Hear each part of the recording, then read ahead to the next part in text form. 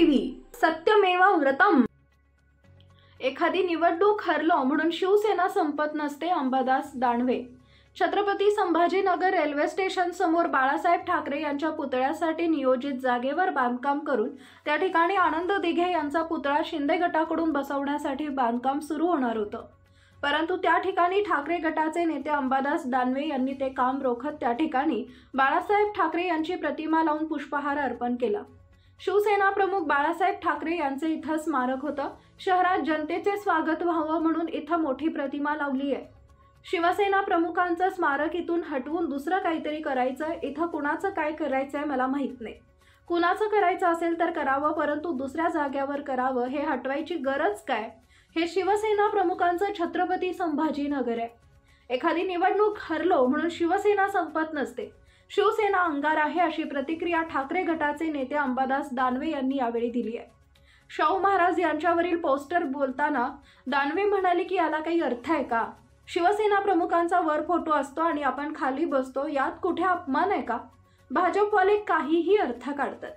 तसेच सत्ता स्थापनेचा फटका सगळ्यांनाच बसतोय। भाजपच्या नेतृत्वात अद्याप कुणी करायचं हे ठरत नाहीये। अधिकृत भाजपनं घोषणा केलेली नाहीये। एकनाथ शिंदे आणि अजित पवार यांनी माघार घेतलेली आहे। याचा अर्थ भाजपला निर्णय घेता येत नाही किंवा भाजपला या राज्याशी काही देणं घेणं नाही असा होतो, अशी टीका दानवेंनी केली आहे।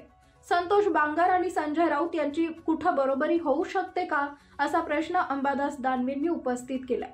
रावसाहेब दानवेंच्या वक्तव्यावर प्रतिक्रिया देताना अंबादास दानवे म्हणाले की आता बरेच कंट फुटत आहेत।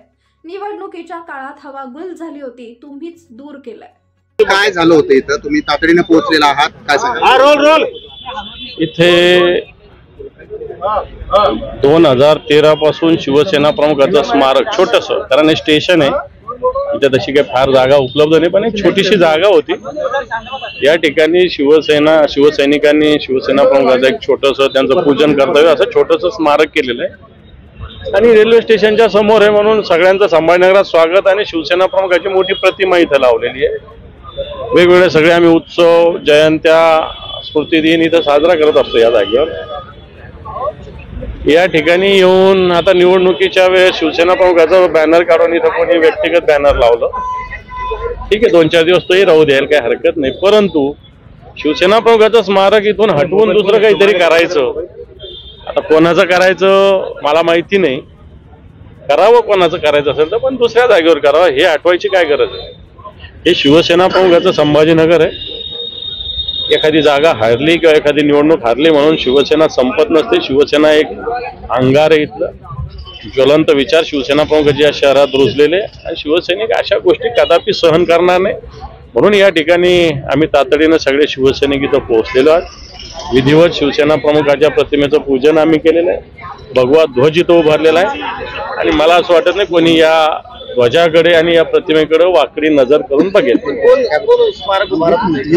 बघा तिथं फोटो कोणाचा आहे वरती बघा। काँग्रेसचा विषय, काँग्रेसचे खासदार राहुल गांधी आणि त्यांच्या गांधी दोन्हीही बसलेले आहेत खुर्चीवरती आणि शाहू महाराज उभे आहेत असा एक पोस्ट भाजपने केलेला आहे। हा शाहू महाराजचा अपमान आहे, महाराष्ट्राचा अपमान आहे, अशा पद्धतीचं पोस्ट भाजपने। प्रतिमा समोर उभे बसलेले असं काय, याला काय अर्थ आहे का?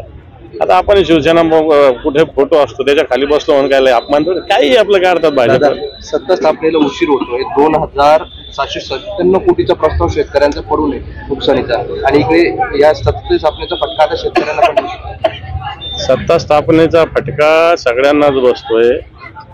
या राज्यामध्ये लाडक्या बहिणींना 3000 रुपये करायचे लवकर, आता ते पण झाले पाहिजे लवकर। शेतकऱ्यांची कर्जमाफी 7/12 कोरा करण्याचं आश्वासन दिले तेही लवकर करायचं आणि जी शेतकऱ्यांची राहिलेली मदत आहे ती लवकर वितरित करायची। 23 तारखेला बहुमत आलेलं आहे, आज डिसेंबर महिना उजाडलेला आहे, अजून भारतीय जनता पार्टीचं नेतृत्व कोणी करायचं काय करायचं ठरत नाही। ठीक आहे, टीव्हीवर इकडे तिकडे येत असतील नाव कोणाचे, फडणवीसांचे वगैरे, पण अधिकृतरित्या भारतीय जनता पार्टीने कुठे घोषणा केली नाही। एकनाथ शिंदेने सुद्धा माघार घेतलेली आहे, अजितदादाने माघार घेतलेली, मग का थांबलेले आहे?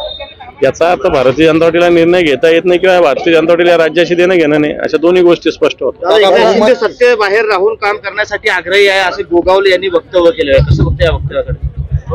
त्यांचा निर्णय तो, त्याच्याकडे काय बघायचं. संतोष बांगर असे म्हणले की संजय राऊत यांनी सत्यानाश केला आहे, त्यांचा सत्यानाश झाल्याशिवाय राहणार. कोण म्हटलं? संतोष बांगर. संतोष बांगर काय, संजय राऊत आणि संतोष बांगर काय बरोबर आहे का? रावसाहेब दानवेकर म्हणाले की उद्धव ठाकरे जर आमच्या सोबत असते तर यापेक्षा जास्त जागा आल्या असत्या, मग संजय राऊत त्यांचं वाटोळं केलं.